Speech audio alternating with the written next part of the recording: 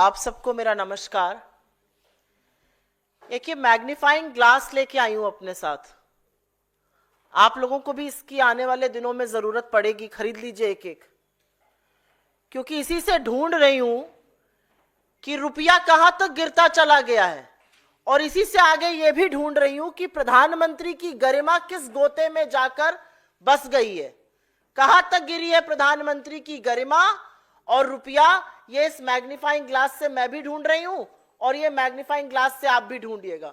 ढूंढो तो मिल ही नहीं रहा है, रुपया गिरता ही जा रहा है, गिरता ही जा रहा है, संभाले संभल नहीं रहा है। 87 पर गोता लगाने को रुपया तैयार है। लगता है किसी को मोदी जी ने गलत बता दिया। अरे सेंचुरी नहीं लगवानी है रुपये से, रुपये को संभालना है।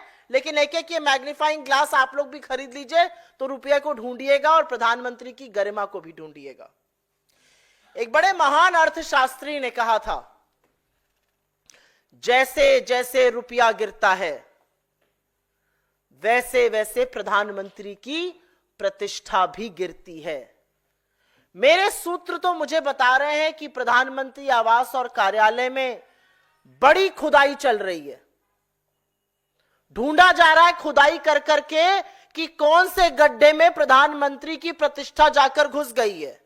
पता नहीं आपके सूत्र आप लोगों को बता रहे हैं कि नहीं बता रहे हैं। रुपया अपने सबसे निचले स्तर पर $1 के मुकाबले, प्लीज चेंज द ग्राफिक, 87 के पार लगाने को बेआबरू है। 86-95 तक आ गया था, फिर थोड़ी विदेशी मुद्रा भंडार को कम किया गया, जैसे तैसे 86-30 पर संभाला गया। लेकिन कुछ ही दिनों और कुछ ही घंटों की बात है, 87 भी पार हो जाएगा। और यहां पर इसलिए यह बात बतानी जरूरी है क्योंकि जब नरेंद्र मोदी इस देश के प्रधानमंत्री बने मई 2014 में, तब उनको हमने रुपया 58 पे दिया था। चौथा ग्राफिक लगाइए। $1 के मुकाबले मई 2014 में रुपया 58 था। जनवरी 2025 आते आते वो 87 पहुंच गया है। अकेले नरेंद्र मोदी ने रुपए को 50% डुबो दिया। रुपया पतला होता जा रहा है, यही कहते थे वो, और उसको पतला वो करते जा रहे हैं। और ये भी कहते थे मैं शासन में बैठा हूं, मैं समझ सकता हूं। अब तो आप प्रधानमंत्री बने बैठे हैं, क्यों नहीं समझ पा रहे हैं। 58 पे रुपया दिया गया, उसको 87 पे पहुंचाया, मतलब 29 रुपए के करीब करीब रुपया गिरा। और 50% डाउन है रुपया नरेंद्र मोदी जी के शासनकाल में। और ऐसा नहीं है कि रुपए को बचाने के लिए कुछ किया नहीं गया, पूरी ताकत लगाई जा रही है आरबीआई की ओर से। विदेशी मुद्रा भंडार, अगला ग्राफिक दिखाया जाए, 5वां। सितंबर 2024 में पीक पर विदेशी मुद्रा भंडार था $704 बिलियन। उसमें से लगभग $80 बिलियन खर्च कर दिया गया कि किसी तरह से तो संभले रुपया, लेकिन वो रस्सा कशी चल रही है और रुपया संभाले संभल नहीं रहा है। $80 बिलियन खर्च किए गए, मतलब करीब करीब 6,83,000 करोड़ रुपए खर्च किए गए कि रुपया 87 ना पहुंच जाए। लेकिन रुपया तो गिरता ही जा रहा है, गिरता ही जा रहा है और गिरता ही जा रहा है। और जैसा कि आपको दिख रहा है, यह है फॉरेक्स रिजर्व, विदेशी मुद्रा भंडार, फॉरेन एक्सचेंज रिजर्व 10 महीने में अपने सबसे निचले स्तर पर आ चुका है। वो ग्राफिक देख लीजिए आप लोग। 27 सितंबर 2024 को जो डेटा आया, उसमें देश का विदेशी मुद्रा भंडार $704 बिलियन था। और उसके बाद उसने थमने का नाम नहीं लिया गिरावट में। 704 से 701 हुआ, फिर 690 हुआ। ये जो डेटा है ये आरबीआई हर हफ्ते निकालता है, आज भी निकालेगा शाम को, और वो गिरेगा।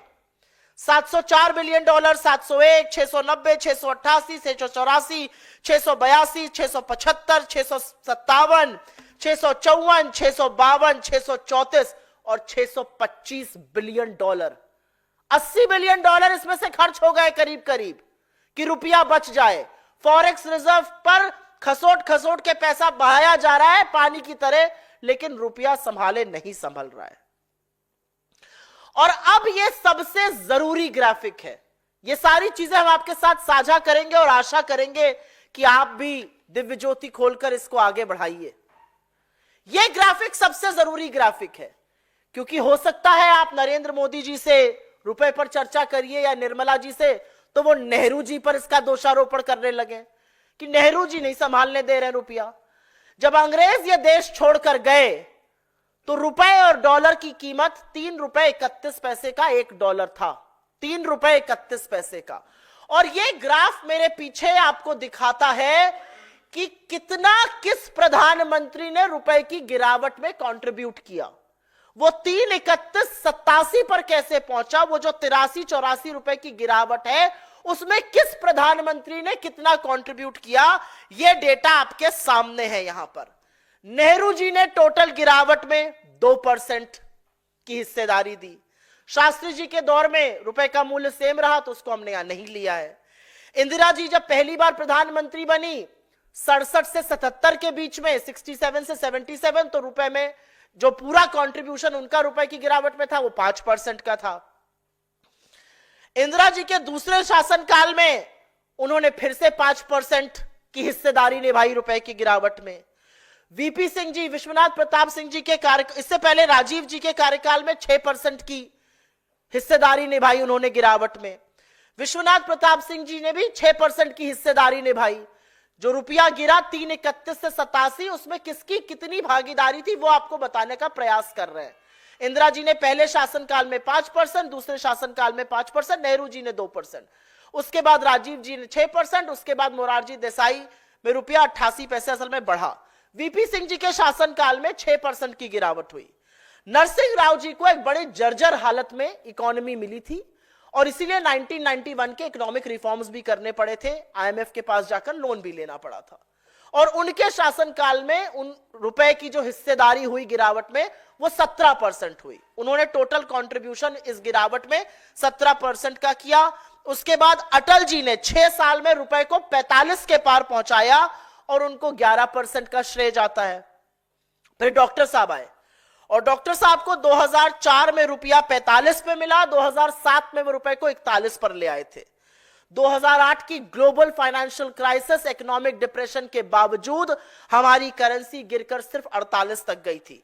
लेकिन 2012 में जब टेपर टैंट्रम हुआ, जब फेडरल रिजर्व जो उनका आरबीआई समझ लीजिए सेंट्रल बैंक है अमेरिका का, और उसने बॉन्ड्स को टेपर करने की बात करी, वो बहुत बड़ी एक आर्थिक खबर थी और उससे इमर्जिंग मार्केट की करेंसी खूब गिरी। और यह सच है कि हमारा रुपया भी गिरकर 62 के आसपास, 62 नहीं 69 के आसपास पहुंच गया। लेकिन 4 महीने के अंदर 69 से खींचकर हम रुपए को वापस 58 पर लेकर आए। जीडीपी ग्रोथ 5.1% हो गई थी, उसको 6.9% पे लाए। 2% लगभग जीडीपी बढ़ाया कुछ ही महीनों में, जो नरेंद्र मोदी सपने में भी नहीं कर सकते हैं।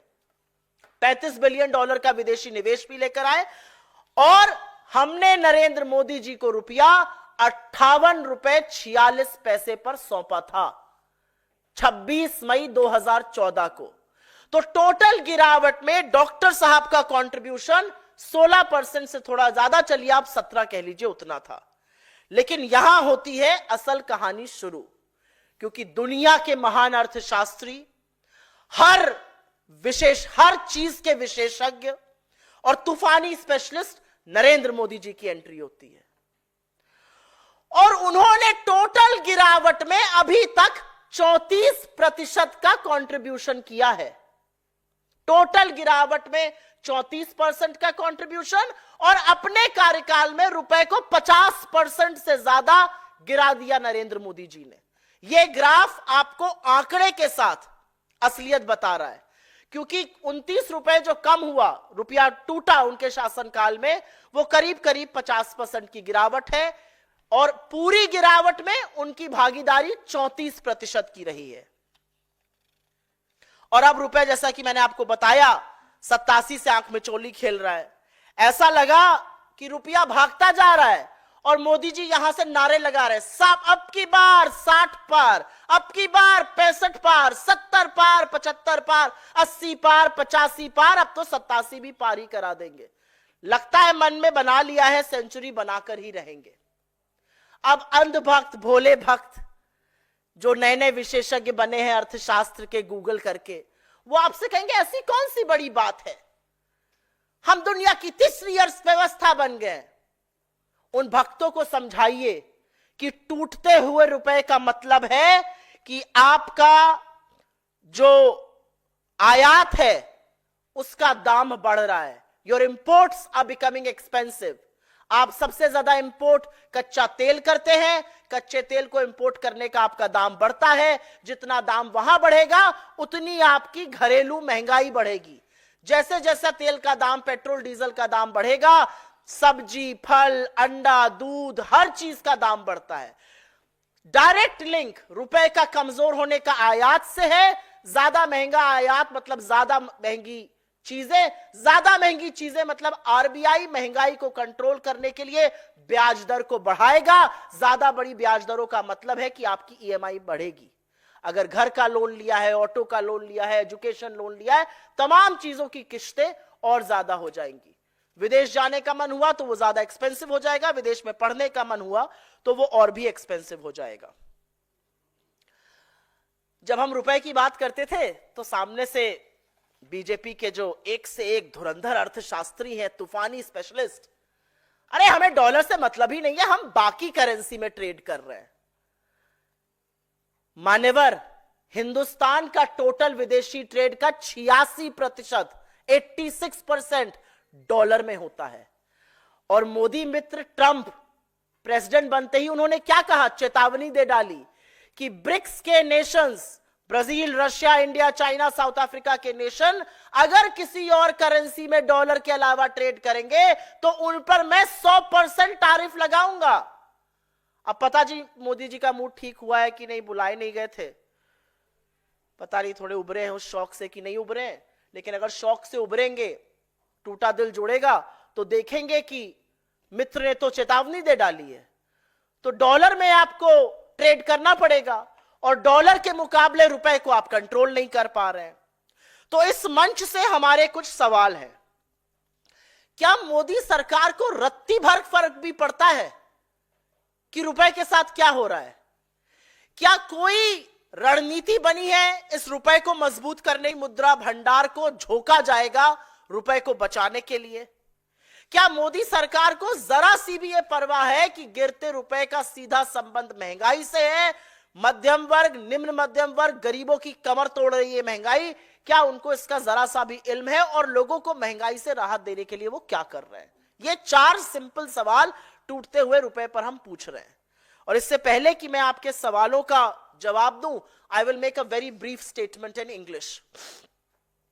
Right here before you is Narendra Modi trying to resurrect and control and rein in the fall of the Indian rupee.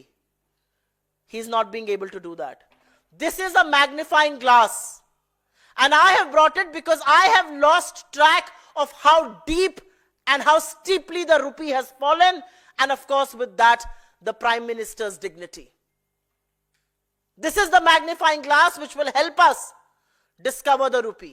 Because it was Mr. Modi who said that along with the falling rupee, the Prime Minister's dignity and his office's grace also falls. I wonder what does he have to say? Because rupee is today staring at 87 to a dollar. He was handed over the rupee at 58 to a dollar when he became Prime Minister. Please go to the third graph. When he became Prime Minister in 2014. This is where the rupee is today, and this is last checked about an hour and a half back. But rupee has been dangerously close to 87. It looks like Mr. Modi has made up its mind for the rupee to hit a century. This is where the rupee was. It was at 58 to a dollar in 2014 when he became the Prime Minister. And under his nose, it has gone down to 87. Essentially, the rupee has fallen by 29 rupees to a dollar, which is a fall of 50% in the last 10 years. And it is not as if the government hasn't done much to rein in the rupee. The RBI has done a lot actually. The RBI has spent close to $80 billion since September 2024 to rein in the rupee. $80 billion converts to 6,83,000 crore rupees, and still the rupee's free fall continues unabated. I want to show you where our forex reserves are. Our forex reserves today are at a 10-month low. On the 27th of September, and this is a figure the RBI reports every week, on the 27th of September, it was at $704 billion. The last reported number for the 10th of January, which was reported on the 17th, is at $625 billion. This is how much from the steep highs of 704 it has fallen. And before Mr. Modi begins to blame Nehru, here is a pie chart that explains to you, that tells you the contribution of each of our prime ministers in the falling rupee. When the British left this country, the rupee was at 3 rupees 31 paisa to a dollar. The rupee has fallen by about 83, 84. If you take the contribution of each of these prime ministers to that 83, 84 rupee fall, this is how it stacks up. Jawaharlal Nehru, their pet punching bag, actually contributed only 2% to that fall. Indira Ji in her first tenure contributed 5%, and in her second tenure contributed 5%. Rajiv Ji contributed 6%. After him, VP Singh contributed 6%. Narasimha Rao got an extremely fragile, broken economy, and he was pushed to the walls to bring in the reforms of 1991. We had to go to the IMF. He contributed 17% to this fall. Atal Ji became the prime minister. Rupee hit the 45 rupee to a dollar mark. He contributed 11% to this fall. When Dr. Manmohan Singh became prime minister, he inherited the rupee at 45. He actually strengthened the rupee to 41 till the global financial economic crisis happened in 2008. And even then, our currency fell to only 48 to a dollar. It was during the taper tantrums of 2012-2014, emerging market currencies were falling, and so did our currency. We fell to 69 to a dollar, but we resurrected the rupee and brought it to 58, and that is how much we handed it over to Mr. Modi. Not just that, we pulled back growth from 5.1 to 6.9%, almost a 2% rise. We brought back foreign investments to the tune of $35 billion in a matter of few months. That's how you resurrect. But yes, Dr. Singh contributed a little over 16%. For the benefit of all of you, let's say 17% to the fall in this rupee. And then the world's biggest economist, a specialist in every matter, Mr. Modi comes to the fore. He has contributed 34% to the total fall of the Indian currency since independence, and he has ensured that the rupee has fallen by 50% from where he inherited in 2014. 34% is the highest fall any prime minister has contributed to the depreciating rupee. People might turn around and ask you, how does it matter? Well, it matters a lot. Your imports are more expensive. Expensive imports means your domestic prices of essential items are more expensive. Inflation is higher. Higher inflation essentially means vegetable, fruits, eggs, things like that. Essential items become more expensive. RBI will move in to raise rates to control inflation. And RBI's raising rate means your EMIs are going to be higher. They will be costlier. Your home loan EMIs, your auto loan EMIs, your education loan EMIs, several personal loan EMIs, all of that will be much higher. They will be expensive overseas travel and education. From this platform, we only ask 4 questions. Does the Modi government realize what a depreciating rupee is doing? Do they have the plan to resurrect and strengthen the rupee? For how long will we continue to spend our precious forex reserves to control and strengthen the rupee, something that the Modi government is not being able to do? And do they realize, for once and for all, that a falling rupee contributes to high inflation? And do they have any plan whatsoever to bring in respite to the common people of this country and give them some respite from back-breaking high prices? आपके सवालों का स्वागत है. अगर आप रुपए पर पहले सवाल पूछेंगे तो बहुत अनुग्रहित रहूंगी.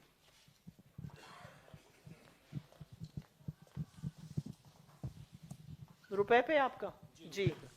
मैम, आपने चार्ट से पूरा बताया कि किस तरीके से रुपए में गिरावट हुई, कौन से कार्यकाल में कब रात. मैं सरल भाषा में आपसे समझना चाहता हूं कि रुपए में जब गिरावट आती है तो कौन से मार्कर्स हैं जो जहां पे सरकार फेल होती है तो रुपया गिरता है, और उसका इफेक्ट आपने बताया कि जैसे कॉमन मैन में पड़ता है, लेकिन कौन से मार्कर्स है जहां पर सरकार ये फेल रही है आपके हिसाब से कि रुपया इतना डेप्रिशिएट हुआ है? इस सरकार की अर्थव्यवस्था को लेकर सबसे पहली यह समस्या है कि वो समस्या को स्वीकारना नहीं चाहती है। आप बेरोजगारी की बात करिएगा तो वो कहेंगे हमने इतने करोड़ रोजगार बना दिए। अरे तो जो लोग खुदकुशी कर रहे हैं वो क्यों कर रहे हैं? जो युवा परेशान है वो क्यों परेशान? आप महंगाई की बात करिएगा, आपको वित्त मंत्री खड़ी होकर कह देंगी मैं लहसुन प्याज नहीं खाती। आप बात करिएगा किसी और अर्थव्यवस्था, आप बात करिएगा जीडीपी ग्रोथ की कि इतने सालों में सबसे ज्यादा नीचे गिर गई, इस सरकार के मंत्री कहते हैं जीडीपी ग्रोथ से कोई फर्क ही नहीं पड़ता है। वही हाल रुपये का भी है। जब रुपए पर बात उठाई गई कि रुपया निरंतर गिर रहा है, इस देश की विदेश मंत्री का वो जवाब छोटे छोटे बच्चों को भी याद है, रुपया नहीं गिर रहा है, डॉलर मजबूत हो रहा है। तो आप क्यों नहीं मजबूत हो रहे हैं? ये तो वही बात हुई, मोदी जी से पूछा गया जाड़े पर, क्लाइमेट चेंज पर, उन्होंने कहा क्लाइमेट चेंज नहीं हो रहा है, बुढ़े होने के कारण हमारी सहन शक्ति कम हो रही है और डॉलर मजबूत हो रहा है, रुपया कमजोर हो रहा है, का कोरिलेशन नहीं है। तो सबसे पहले तो मुझे लगता है सबसे पहली समस्या है कि आप समस्या का निवारण तभी कर सकते हैं जब आप समस्या को स्वीकारिएगा। आप डॉक्टर के पास जाकर अगर पेट दर्द की शिकायत कर रहे हैं और डॉक्टर ये मानने को तैयार नहीं है कि आपके पेट में दर्द है, तो आपको वो दवाई किस चीज की देगा? सबसे पहले समस्या को स्वीकारा ही नहीं जा रहा है। दूसरा, जिस तरह से एफपीआईज, जिस तरह से फॉरेन इन्वेस्टर्स भारत छोड़ रहे हैं, जिस तरह से हॉट कैपिटल छोड़ के जा रहा है लगातार, और उस पर यह दंभ और अहंकार कि हमें फर्क नहीं पड़ता विदेशी निवेश आए ना आए, हमारे डोमेस्टिक ही काफी है। कहां से आ रहे हैं आपके पास डोमेस्टिक निवेश? किस तरह की बातें कर रहे हैं ये लोग? जिस तरह से फॉरेन इन्वेस्टमेंट जो लॉन्ग टर्म है एफडीआई, उसमें भी गिरावट है, जो शॉर्ट टर्म एफपीआई है उसमें भी गिरावट है। और ये एक कुचक्र है।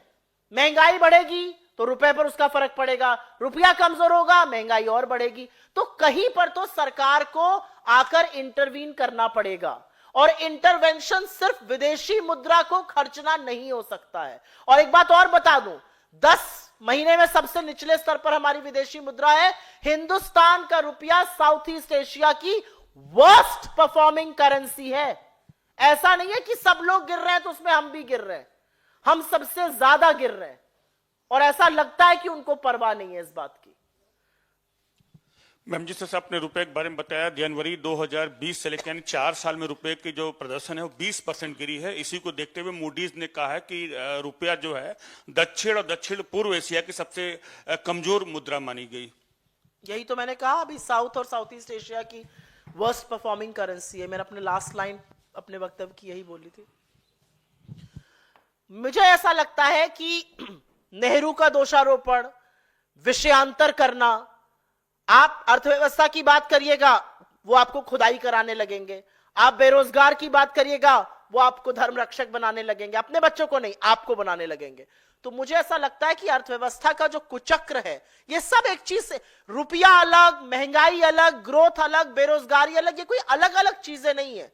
अर्थव्यवस्था का एक ढांचा होता है, वो ढांचा टूट गया है, वो मूलभूत ढांचा टूट चुका है, और सरकार को या तो उसका इल्म नहीं है या उसकी परवाह नहीं है। वो कहते भी हैं मुझे परवाह नहीं है, या शायद उनके पास निवारण करने वाले लोग नहीं है। कोई और सवाल इस पर? जी जी जी। मैम, तो एक तो चूंकि बजट आने वाला है, तो आप क्या कुछ सरकार से कांग्रेस मांग करती है कि क्या, या कुछ सुझाव अपनी तरफ से कि ये कदम सरकार को उठाने चाहिए गिरते रुपए को संभालने के लिए? एक तो ये मैम, और दूसरा एक सवाल दिल्ली चुनाव को लेकर है, उस पे मैं सबसे पहले तो सरकार को सिर्फ एक ही सुझाव दूंगी, समस्या को स्वीकार लीजिए। समस्या को स्वीकार लीजिएगा तो जरूर उसका निवारण भी ढूंढिएगा, उसका समाधान भी ढूंढिएगा। दूसरा, मुझे ऐसा लगता है जिस तरह से टैक्स की मार इस देश की आम जनता पर हुई है, जिस तरह से टैक्स की मार गरीबों पर, निम्न मध्यम वर्ग पे, मध्यम वर्ग पे हो रही है, उससे लोगों को जरूर बचाया जाना चाहिए। जिस तरह से टैक्स की से लोगों की कमर तोड़ी जा रही है, इस बजट में जरूर कोई ना कोई राहत आनी चाहिए। कुछ ऐसी चीजें होनी चाहिए जिससे उपभोग और निवेश दोनों बढ़े, जो पूरी तरह से ठप पड़ा हुआ है। आपका दिल्ली चुनाव। मैम, दिल्ली चुनाव को लेकर ये सवाल है कि कांग्रेस के स्टार प्रचारक मैदान में नजर नहीं आ रहे। राहुल गांधी के बारे में बताया जा रहा है तबियत खराब है, इसकी वजह से वो सभाओं नहीं पहुंच रहे। बीजेपी सवाल उठा रही है कि क्या राहुल गांधी चुनाव से भाग रहे हैं, दिल्ली चुनाव से। और राहुल गांधी के अलावा जो बाकी आपके स्टार कैंपेनर्स हैं वो भी कहीं मैदान में नजर नहीं आ रहे। इसके पीछे क्या वजह है? बड़ी अद्भुत बात है। अब राहुल जी कहां कैंपेन करेंगे, कितना करेंगे, कब करेंगे, इसका भी फैसला बीजेपी करेगी। राहुल गांधी जी मोदी जी की तरह रणछोड़ नहीं है, वो रणबाकुर है, और उन्होंने पूरी शिद्दत के साथ दिल्ली में चुनाव लड़ने का मन बनाया है। ईश्वर उनको जल्दी से ठीक करे। उनकी तबीयत नासाज है और उसकी वजह से वो मैदान में नहीं है। लेकिन जो पहला मुद्दा उन्होंने दिल्ली का उठाया, वो हर ओर से आवाज सुनाई दे रही है कि दिल्ली कितनी गंदी कर दी है। बजबजाती हुई नालियां, जो सड़कों पे खुल के नालियां बह रही हैं, जो कूड़ों का ढेर लगा हुआ है, जिसको पेरिस बनाना था, उस वादे से मुकर गए। और जहां तक स्टार प्रचारकों की बात है, हमारे स्टार प्रचारक हैं मैदान में। अभी आपको वो मोमेंटम और बढ़ता हुआ दिखेगा। इमरान प्रतापगढ़ी जी हैं, सचिन पायलट जी हैं, तमाम जगह उन लोग सभा कर रहे हैं। हम लोगों को भी सभा करने को बोला गया। आज मेरी भी कुछ सभाएं हैं, हमारे कई साथियों की भी सभाएं हैं, और फोकस ग्रुप मीटिंग्स भी होती है। तो ऐसा नहीं है कि बीजेपी के कहने के अनुसार हमारे स्टार कैंपेनर्स काम नहीं कर रहे। हम अपने हिसाब से काम करेंगे, बीजेपी अपना घर देखे। हमारा सवाल यह है कि असदुद्दीन ओवैसी कह रहे हैं कि हम आने वाले दिनों में दंगा कराने वाले लोगों को चुनाव लड़वाएंगे, और वो उदाहरण दिल्ली का दे रहे हैं। कह रहे हैं कि हम शाहीन बाग के तारीख को दोहराना चाहते हैं। क्यों ऐसा इस तरह की बातें कर? शाहीन बाग के जो भी आरोपी हैं, मुझे उनकी बेसिर पैर की बातें ही नहीं समझ में आती, मैं इस पे क्या टिप्पणी करूं। ये सब लोग, जब इस देश के एक समुदाय विशेष को गालियां दी जाती हैं, जब समुदाय विशेष के खिलाफ जहर उगला जाता है, जब दिल्ली में दंगे होते हैं, तो ना ये मान्यवर दिखते हैं जिनकी आप बात कर रहे हैं, और ना जो दिल्ली के पूर्व मुख्यमंत्री और अभी सबके हितैषी बने हुए वो दिखते हैं। गुजरात जाते हैं, बिल्किस बानो का नाम नहीं लेंगे। सीए में जो गोली चलाता है उसके खिलाफ आवाज नहीं उठाते हैं। दंगे होते हैं, मौन व्रत रख के राजघाट पर बैठ जाते हैं। अरे आप दिल्ली के मुख्यमंत्री थे। मैं तो केजरीवाल जी से ये कहती हूं, आपके अंदर ये दम होना चाहिए था कि जब लोगों का घर बुलडोजर से तोड़ा जा रहा था, आप खड़े हो जाते बुलडोजर के सामने। किसकी हिम्मत होती घर तोड़ने की? आप चले जाते एक जगह जहां दंगे हो रहे थे, बिल्कुल शांति बहाल हो जाती। लेकिन आपने ऐसा नहीं किया, और वही इनके दूसरे मित्र कर रहे हैं। जी मैम, अभी खबर आ रही है वक्फ की जो मीटिंग थी जेपीसी की, उसमें से तमाम जितने विपक्षी सांसद थे उनको सस्पेंड कर दिया गया है। 10 सांसदों को, नासिर हुसैन और तमाम जो कांग्रेस के सांसद हैं और बाकी विपक्षी दलों के। और जिस तरह से वो लोग ये बात रेज कर रहे हैं कि बुलडोज किया जा रहा है वक्फ की पूरी रिपोर्ट को, और एडहॉक मीटिंग्स बुलाई जा रही है, ऐसा है कि मैं इस पर प्रतिक्रिया बहुत लिमिटेड दूंगी, क्योंकि जो मेरी जानकारी है वो आपके माध्यम से आ रही है। आपका कहना है अगर कि उन लोगों को सस्पेंड किया गया, तो मैं सिर्फ ये कहूंगी कि ढकोसला ही क्यों करना था। आप संसद में भी जो आपके खिलाफ आवाज उठाता है उसको सस्पेंड कर देते हैं। एक साथ 150 सांसद सस्पेंड होते हैं क्योंकि वो आपसे सवाल पूछते हैं। और अब आप यही काम फोकस ग्रुप जो मीटिंग्स है उसमें भी कर रहे हैं। अगर मीटिंग्स में भी यही काम होगा तो सर्वदल की मीटिंग, उसकी कमेटी बनाने की क्या जरूरत है?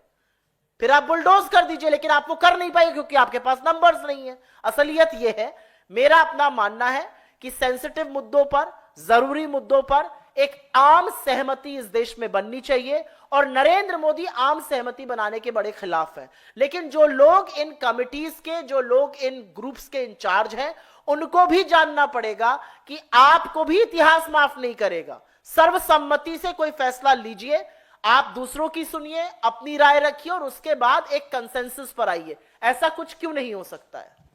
मैम दूसरा, अच्छा, हारेंगे, ले आए बिल।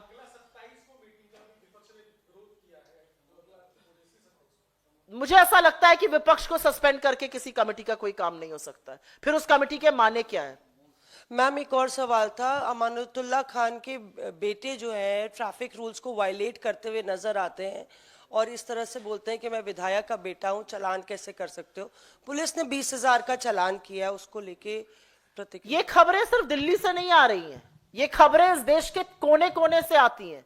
कोई अपने आप को मंत्री का बेटा बताता है, कोई उप मुख्यमंत्री का बेटा कहता है, कोई मुख्यमंत्री की औलाद है। तो ये कोई तरीका नहीं है ना। आप आम नागरिक की तरह, जैसे आम नागरिक ट्रैफिक रूल्स को फॉलो करते हैं, आप भी फॉलो करिए। अभी मध्य प्रदेश में नहीं आया था, वहां के मंत्री के बेटे कैसे खुली जीप में सरसराते हुए हर ट्रैफिक नियम को ताक पर रखते हुए घूम रहे थे और उनका अपना वीडियो और रील बना रहे थे। तो मेरा अपना मानना है कि चाहे वो दिल्ली के मंत्री के या विधायक के बेटे हों, चाहे वो मध्य प्रदेश, उत्तर प्रदेश, कहीं के भी हों, आप इस देश के नागरिक हैं और आपको हर नियम कानून का पालन करना है। कैसे कांग्रेस पार्टी कैंपेन कर रही है और तमाम स्टार प्रचारक हैं, लेकिन जो स्पेसिफिक सवाल है कि कांग्रेस का जो आला कमान कहा जाता है, राहुल गांधी, प्रियंका गांधी, मल्लिकार्जुन खड़गे, राहुल गांधी की तबीयत खराब है, इसमें कोई दो राय नहीं, लेकिन प्रियंका गांधी और मल्लिकार्जुन खड़गे का भी मैदान में नहीं उतरना, ये सवाल खड़े करता है कहीं कांग्रेस आला कमान बैकफुट पे तो नहीं है। किस बारे में बैकफुट में रहेंगे हम? खुलकर प्रचार करने में अब तक स्टार्ट भी नहीं किया। प्रियंका जी ने और खड़गे जी मैदान में आए ही नहीं। प्रियंका जी कोई छोटी सी नेता नहीं है। प्रियंका जी कांग्रेस के शीर्ष नेतृत्व का हिस्सा हैं, जैसे कि हमारे अध्यक्ष हैं। और जब चुनाव अभी तूल पकड़ेगा, जब चुनाव मोमेंटम पकड़ेगा, जरूर उनकी सभाएं की रैली लगाई जाएगी। मुझे ऐसा लगता है कि आप गन पाउडर देखकर खर्चा करते हैं। आप छोटी सभाओं में अपने दूसरे स्टार प्रचारकों को बेचते हैं, आप दूसरे फोकस ग्रुप्स में किसी और को भेजते हैं, आप प्रियंका जी, अध्यक्ष जी या राहुल जी का इस्तेमाल बड़ी रैलीज में करते हैं। मुझे लगता है कि इतना फ्रीडम तो कांग्रेस को आपको देना पड़ेगा कि हम अपने हिसाब से अपने नेताओं से प्रचार करा सकें। Ma'am, one question.